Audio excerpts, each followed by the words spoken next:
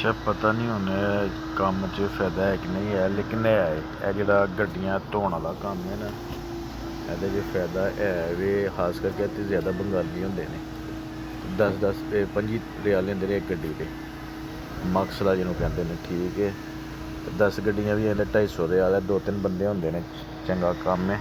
बाकी सऊदी कफील नूं भी दिंदे ने। बहरहाल मेहनत है भाई, जरूरी नहीं कि फुल टाइम करदे ने, पार्ट टाइम भी करदे ने कम्म। ते कम्म जबरदस्त है, पार्ट टाइम भी करना। अगर 30 रियाल भी इन्हां नूं आई जान 2-3 घैंटें ते बड़े खुश लोग ने।